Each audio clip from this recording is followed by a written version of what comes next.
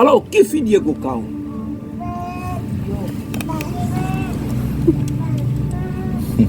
Diego Cao fut de la nationalité portugaise. Celui-là, à cette époque-là, le moteur et la machine étaient encore inexistants au monde, mais Diego Cao avait fabriqué son navire en voile. À cette époque-là, Diego Cao a eu une mission internationale de venir explorer l'Afrique comme c'était un explorateur. Et cette mission a été patronnée par la reine de l'Angleterre. Alors Diego Cao avait quitté l'Europe à bord de son navire en voile avec son équipage, traverser la mer Méditerranée, terminer l'Afrique du Nord, arriver à l'Afrique centrale ici. C'est là où Diego Cao avait eu un problème. Lui qui venait à 30 km de la côte, arrivé dans notre passe ici, son navire était freiné par les eaux du fleuve Congo et commençait à pousser son navire à l'océan. À partir d'ici, Diego Cao était très étonné d'observer que se trouve à l'océan, pourquoi il était poussé encore à l'océan. Et s'il est lié ici, il a essayé un peu de goûter de l'eau. Cette partie d'eau ici, l'eau n'était pas salée, ce sont les eaux douces du fleuve Congo. Alors il était bouleversé d'observer que se trouve à l'océan, pourquoi ces eaux ne sont pas salées.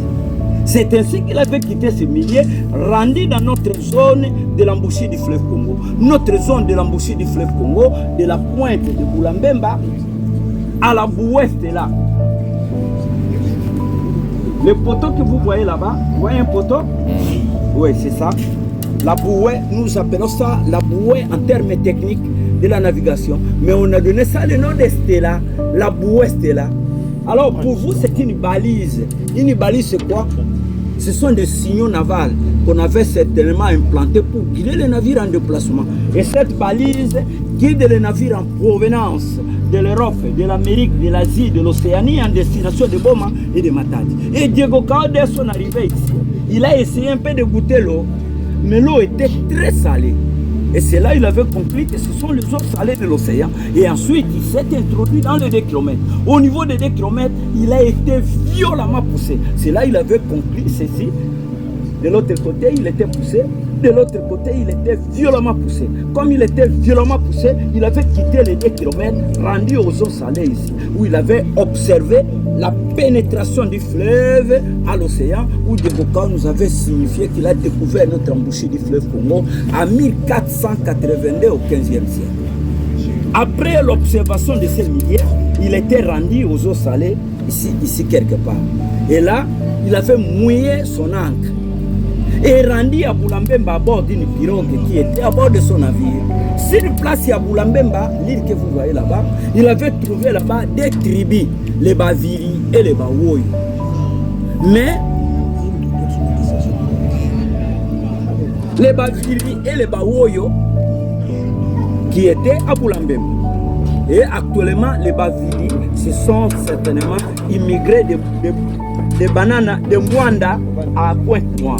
Le peuple qui se trouve maintenant à Pointe-Noire, ce sont les Vili, des en provenance de Rwanda, immigrés à Pointe-Noire. Et dans la même circonstance, nos frères Basolongo, qui étaient en Angola, une partie, immigrés aussi à Mwanda.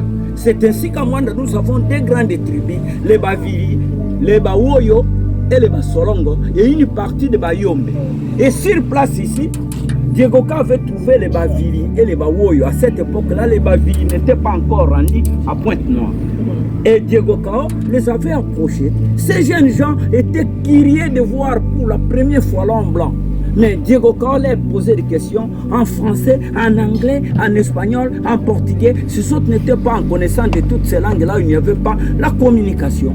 Mais un jeune Mouoyo pêcheur à Boulambemba, lui s'est tenu debout devant ses grands frères et commençait à signifier. Mais parler, répondez à ce monde-là. Parler, mais il signifiait ça à langue Woyo. À langue Woyo, il signifiait Bulumbembo, Bulumbembo, Bulumbembo. Et Diego Cao, en écoutant le mot Bulumbembo, lui, il a eu l'idée qu'on vient de lui signifier le nom de cette île ici. Et lui, il avait transformé le nom. Au lieu de Bulumbembo, lui, il avait entendu Boulambembo. Et il avait noté que cette île s'appelle Boulambemba. Et le nom est resté jusqu'à présent.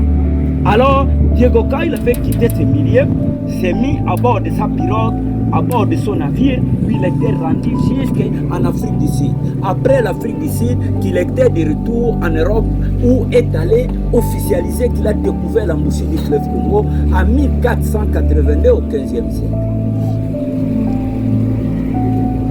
Si et seulement si nos ancêtres étaient ici, les Bavidi et les Bawoyo, et les Bavidi, les Bawoyo et les Basolongo. Mais ils ne savaient ni lire ni écrire. Mais Diego Cao, de son retour, il a essayé un peu de mettre les milieux ici en activité au monde. C'est ainsi qu'il a été certainement écouté par ses frères qu'il a découvert notre embouchure du fleuve Congo en 1482 au 15e siècle.